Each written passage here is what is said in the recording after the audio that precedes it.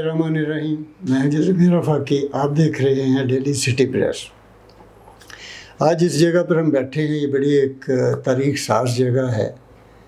Delhi get کے اندر Najaf high school 40 سال سے یہاں پر یہ کام کر رہا ہے، اور اس میں تقریباً 4000 بچے اس وقت پڑھ رہے ہیں۔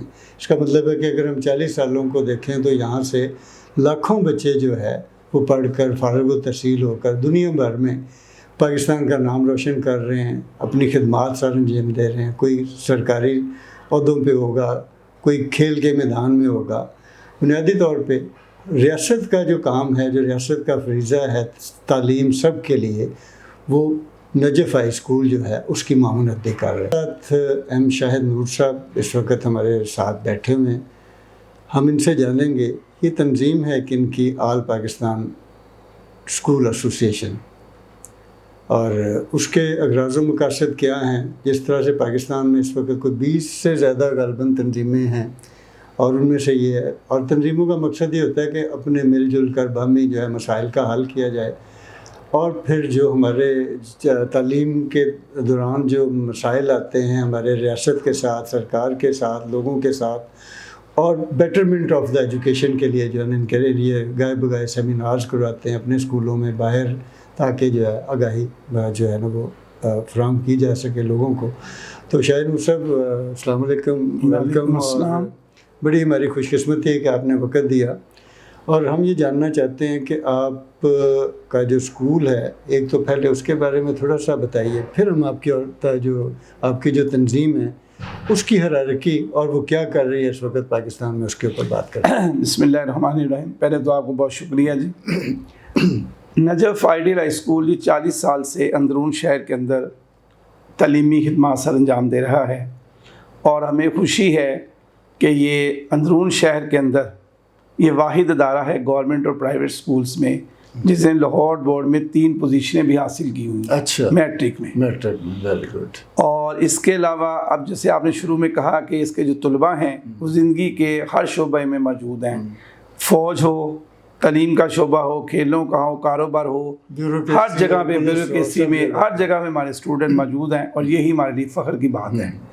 اور جو ہمارا اسکول ہے، آپ اس سے اندازہ لگا لیں کہ یہاں کے لوگوں کا اس پہ کتنا اعتماد ہے کہ نسل در نسل اب یہاں پر بچے۔ یہ بڑی ایک بڑی کامیابی ہوتی ہے۔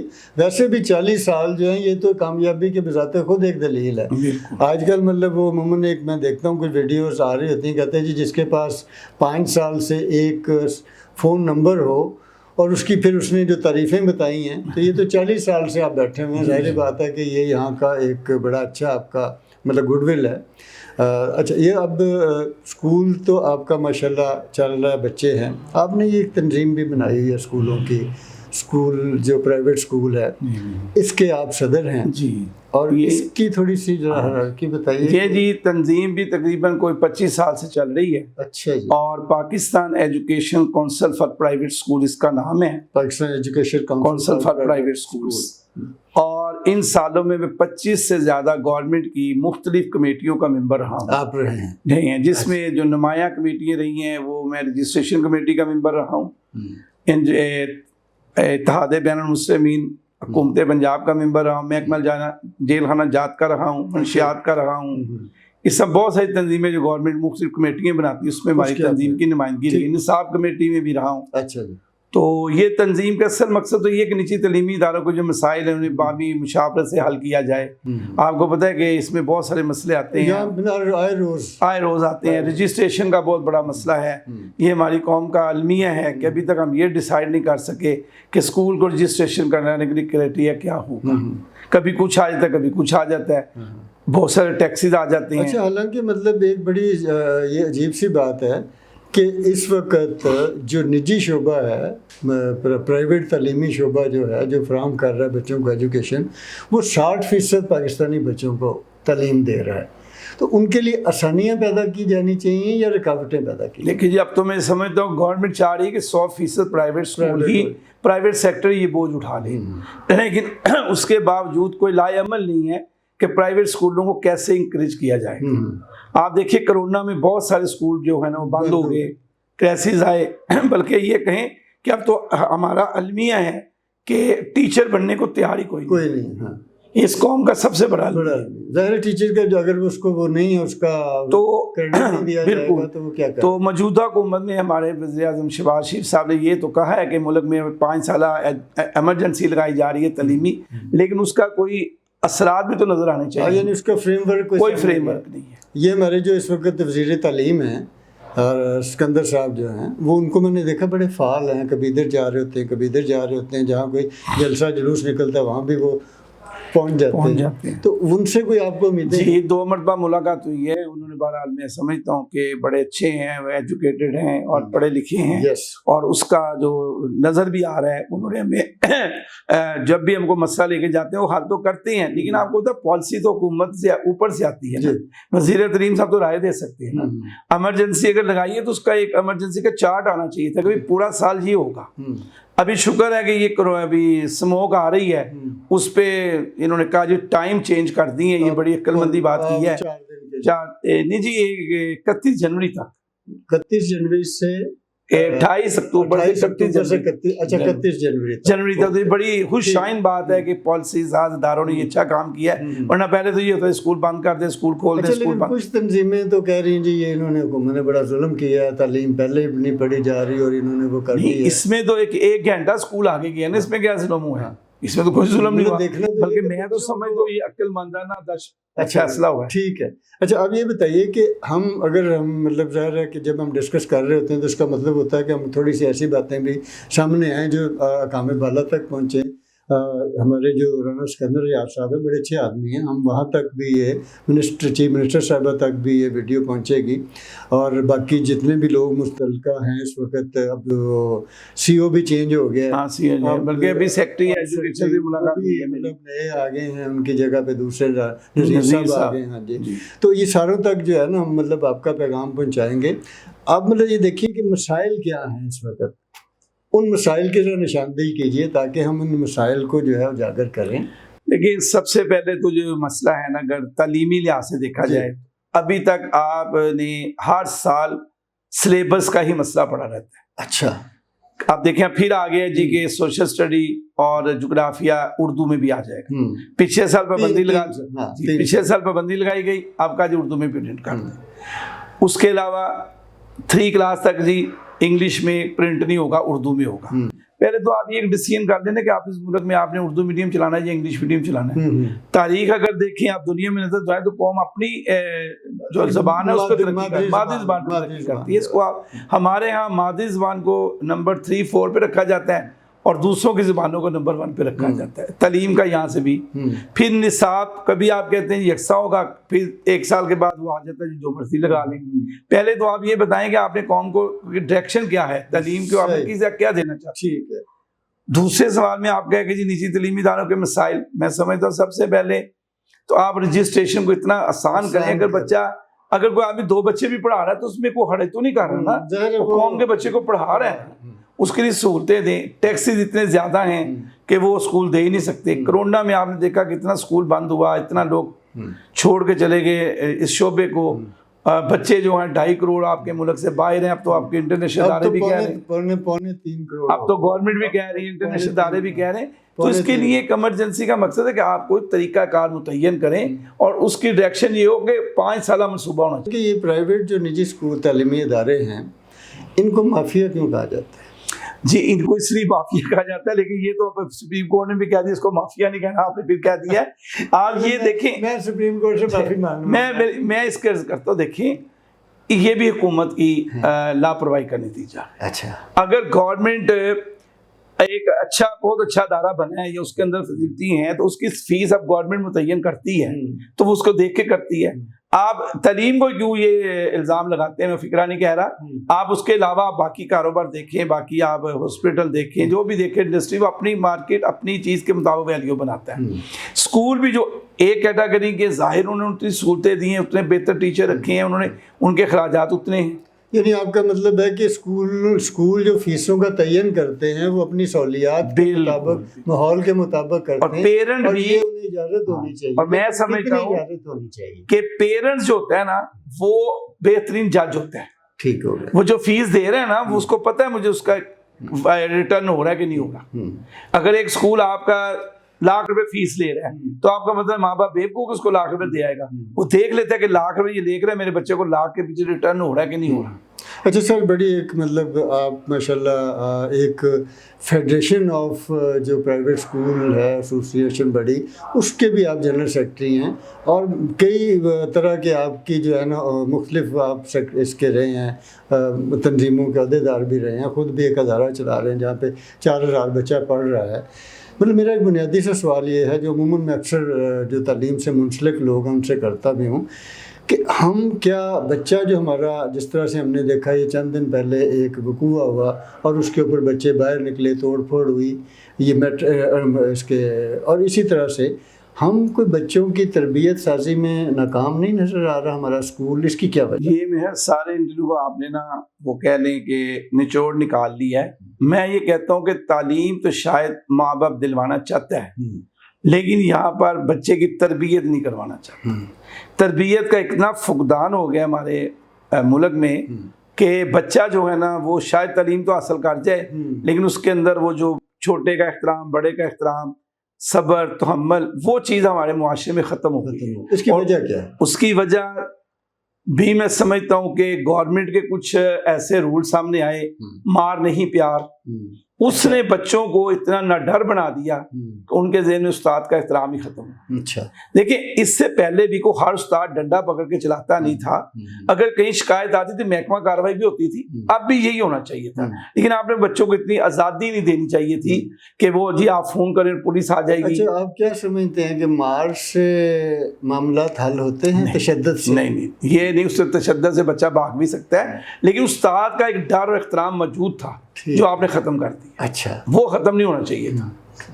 देखिए मार के तो हम हक में नहीं हैं, लेकिन उसमें अगर कोई करता तो आप उस पर कार्रवाई करते, महकमा करता, पेरेंट पहले भी आके शिकायत करते थे, वालिदैन वो हेडमास्टर साहिबान को, प्रिंसिपल को, उसको दूर करते थे। मतलब उमूमन हमारे यहाँ हम भी बच्चे हमारे भी पढ़ते हैं, हम भी कहते हैं जी ये बच्चा हमने स्कूल में छोड़ दिया है तो अब ये स्कूल की जिम्मेदारी है, वही इसको सारा, क्या तरबियत भी स्कूल की जिम्मेदारी है? देखें मैं जिस समय स्कूल दो चीज़ों के लिए होता है, तालीम और तरबियत, ठीक, ये अंडरस्टूड बात है। लेकिन तरबियत हम शुरू में करते हैं, करते भी हैं, लेकिन अब माँ बाप वो तरबियत के अंसर को ले गए, आपने बच्चे को कहना कुछ नहीं। जब बच्चे का आपने डायरी ख़त्म कर दिया, उस्ताद का एहतराम ही नहीं कर रहा, उसको आपने टेलीफोन नंबर लिख दिए हैं कि अगर टीचर आपको एक थप्पड़ भी मारे तो आप इस पर फ़ोन कर, इसका अगला पर्चा होगा, तो आप बताएं बच्चा पढ़ने के लिए या उस्ताद का एहतराम करने के लिए तैयार होगा? अच्छा, ये मेरे ख्याल इसलिए भी किया गया क्योंकि हमारा जो दूसरे हैं, और देखा ये भी है कि कई वाक़यात ऐसे हुए जो जहाँ पर बच्चों के ऊपर इस कदर तशद्दुद हुआ कि वहाँ उनकी हलाकतें भी हुई या माजूर भी हुए। तो ज़ाहिर है जब इस तरह के वाक़यात बढ़ते हैं तो फिर हुकूमत की ही ये ज़िम्मेदारी होती है कि उसके ऊपर कोई कदगन लगाए या कोई ऐसे असूल, कानून, पैरामीटर बनाए कि इस तरह के वाक़यात ना हो सकें। तो उस हवाले से तो ये एक कदम मेरा ख्याल है कि शायद ठीक था। नहीं, इसको कानून जरूर बनाया जाता, पेरेंट को भी है, लेकिन आप स्कूलों के गेटों पे ना लिखवाते। हाँ, ये आपने बिल्कुल बच्चों को यानी कि आपने बच्चे के हाथ में वो दे दिया कि जनाब आप, वो कहता है जी मैं अभी जाता हूँ, मैं अभी फोन करता हूँ, पुलिस आ जाएगी, आपके खिलाफ कार्रवाई होगी, टीचर के मुंह पे वो कह रहा है, बताएं वो टीचर उसके क्या पड़ेगा। और देखिए जजा और सजा हर जगह होती है, उसके बगैर मान मुआशरा तरक्की करता है। आप एक फैक्ट्री चला रहे हैं, वहाँ पे एक आपका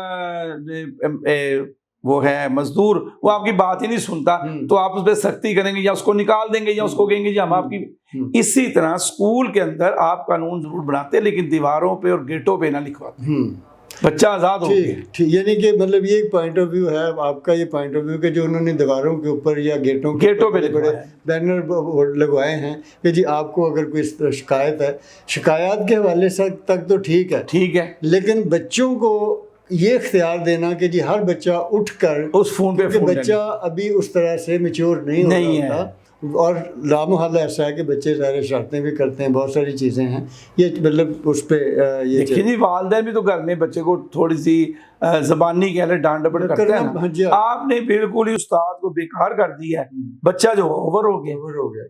अच्छा, और इसका क्या रास्ता निकाल सकते हैं हम?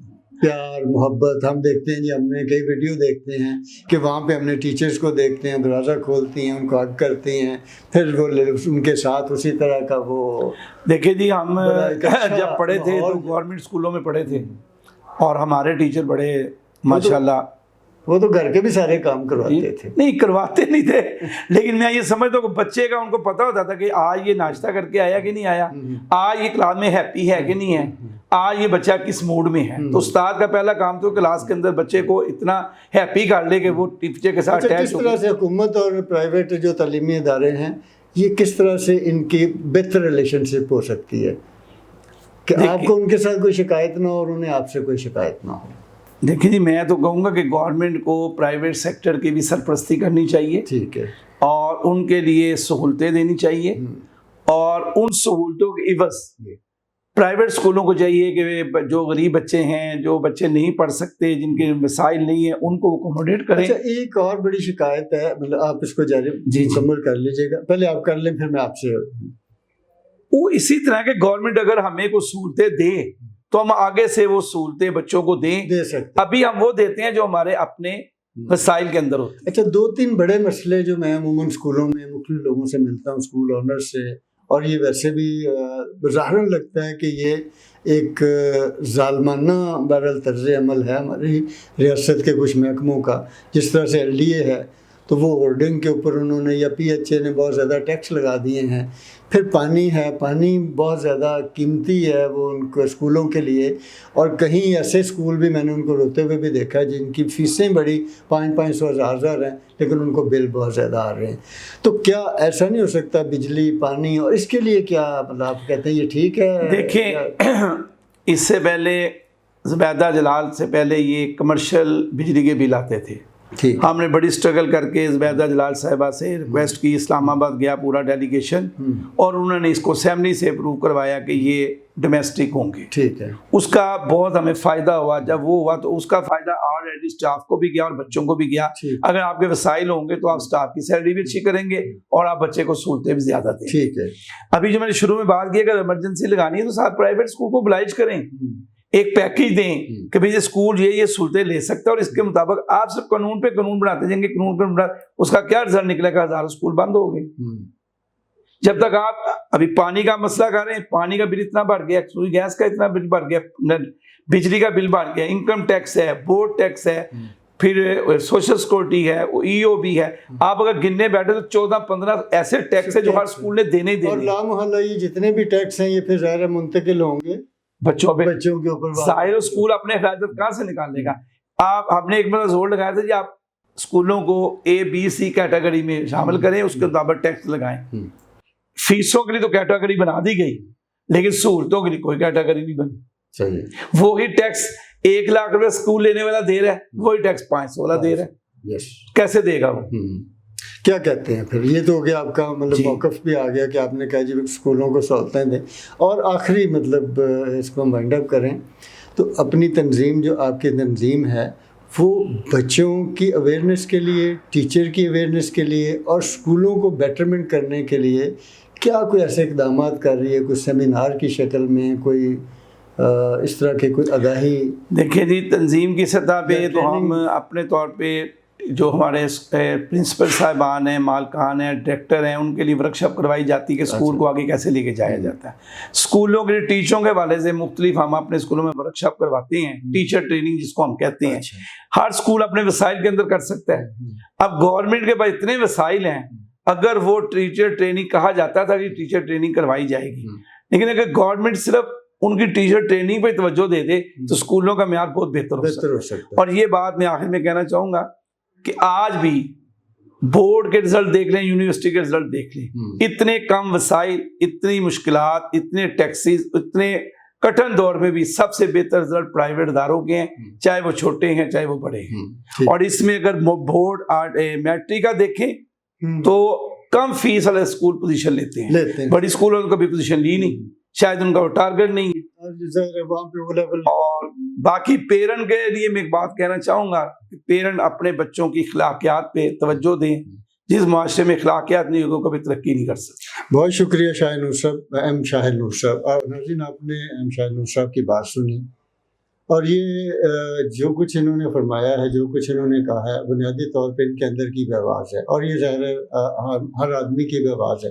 ہم یہاں پر ان کی جو گفتگو ہے اس سے جو نتیجہ نکالتے ہیں یا اس سے بات کو آگے بڑھانا بھی چاہتے ہیں، اس میں 2-3 باتیں ہیں۔ ایک تو یہ ہے کہ اسکول بہرحال خواہ چھوٹا ہو، 10 بچے پڑھا رہا ہو یا 10,000 بچے پڑھا رہا ہو، وہ اس ملک کی خدمت کر رہا ہے، اس ملک کے بچوں کی خدمت کر رہا ہے۔ انہیں اگر مطلب کوئی شکایت ہے حکومت کو کسی بھی طرح سے، تو ان کی تنظیمیں جو ہیں، ان کے جو لیڈران ہیں، صدور ہیں، ان سے بیٹھ کر کوئی لاہم طریقہ کار طے کیا جائے۔ فیسوں کے متعلق ہے، پیرنٹس کے متعلق ہے، بچوں کے متعلق ہے۔ دوسری بات یہ ہے کہ جس طرح سے انہوں نے فرمایا 14-15 ٹیکسز ہیں، اگر 14-15 ٹیکسز جتنے بھی ہیں، وہ بورڈ کا ہے، پی ایچ اے کا ہے، ایل ڈی اے کا ہے، پانی کا ہے، بجلی کا ہے، یہ جتنے بھی ٹیکس، ای او بی ہے، سوشل سیکورٹی ہے، ہونے چاہیے۔ چلیں جی ٹھیک ہے، ہم نے مان لیا ہونے چاہیے، لیکن اس کا بھی کوئی ایسا بنائیں کہ اتنا کم ہو، کیونکہ انہوں نے پلے سے نہیں دینا، انہوں نے وہ فیسوں میں ڈالنا ہے۔ تو جب فیسوں میں ڈلے گا تو وہ پیرنٹس کے اوپر جائے گا، اور سارے پیرنٹس جو ہیں، ان کا تو اسکول چلے کم فیس والا ہے، لیکن باقی جو اسکول ہیں وہ پھر کیا ہوگا کہ جب ظاہر فیس بڑھے گی، پھر کتابیں اب اس وقت بہت زیادہ جو ہے نا وہ قیمتی، ان کی قیمتیں اس لیے بھی بڑھ گئی ہیں کہ جب سے سنگل نیشنل کریکولم ہوا ہے تو وہاں پر چیک اینڈ بیلنس کے حوالے سے ایک کتاب جو پہلے کہیں وہ اگر فرض کریں 50 روپے کی تیار ہوتی تھی تو اب وہ 500 روپے کی ہو رہی ہے، تو یہ بھی بچوں کے اوپر جا کر ایک بوجھ پڑ رہا ہے۔ تو اس کا نتیجہ کیا نکلے گا؟ آج 2.25 کروڑ بچے باہر ہیں، اگر اسی طرح کا برڈن پیرنٹس کے اوپر، بچوں کے اوپر بڑھتا گیا تو پھر 3 کی جگہ پہ 4 کروڑ بھی آ جائے گا۔ وزیر اعظم صاحب کی جو ایمرجنسی ہے، تعلیمی ایمرجنسی ہے، وہ شاید وہیں پہ پارلیمنٹ کے اندر ہی رہے۔ ہمارے پرائم منسٹر کو ظاہر بات ہے کہ اب 18ویں ترمیم کے بعد تعلیم، ہیلتھ اور یہ سارے صوبائی ذمہ داری ہے، تو اس صوبائی ذمہ داری کو بھی اپناتے ہوئے اگر ہم بات کریں تو جو ان کے مسائل ہیں، رجسٹریشن کا مسئلہ ہے، آسانیاں پیدا کریں، اور پھر یہ ٹیکسز کم کریں، کتابوں کی قیمتیں کم کریں، اور پھر ان سے بیٹھ کے بھی مطلب اگر وہ آپ ایک طرف سے ٹیکس کم کرتے ہیں تو پھر ان سے بھی ڈسکس کیا جا سکتا ہے کہ آپ کچھ فیسیں بھی کم کریں، تاکہ وہ جو 3.5 کروڑ یا 3.25 کروڑ بچہ باہر ہے وہ کسی نہ کسی حوالے سے انہی اسکولوں میں واپس آئے اور ہمارا سارا بچہ پڑھے اور اس ملک کو امن ملے۔ اور آخری بات یہ ہے کہ ہمارے ہاں یہ جو بڑا ایک جملہ کہا جاتا ہے کہ جو تربیت جو ہے نا، اسکول بھی کہتے ہیں کہ تربیت ہماری ذمہ داری، ایسا نہیں ہوتا کبھی بھی۔ 3 ادارے ملک کے ہیں، ایک اسکول ہے، ایک پیرنٹس ہے اور ایک ریاست ہے۔ یہ جب تینوں ملتے ہیں تو پھر بچے کی تربیت ہوتی ہے۔ گھر میں پیرنٹس کرتے ہیں، اسکول میں جو ہے وہ ٹیچرز کرتے ہیں، اور ریاست جو ہے ماحول باہر کا اتنا اچھا دیتی ہے کہ بچہ کسی غلط راستے کی طرف نہیں جاتا۔ ہم مطلب شاہ نور صاحب سے گئے بگئے ملتے رہیں گے، ان کی باتیں بھی سنتے رہیں گے، آپ کو بھی بتاتے رہیں گے، تاکہ ہم جو آگاہی ہے اس کو آگے بڑھایا جا سکتے ہیں۔ اور سب سے بڑھ کر بات یہ ہے کہ ہم ایجوکیشن سسٹم کو کیسے بہتر کر سکتے ہیں، وہ اس میں بھی ہم ان سے معاونت دیں گے، ان کے سیمینار بھی ہم اٹینڈ کرتے ہیں۔ تو اجازت دیجیے اگلے پروگرام تک کے لیے، اور اگر آپ کی کوئی تجاویز ہوں تو وہ ضرور شیئر کیجیے۔ اللہ حافظ۔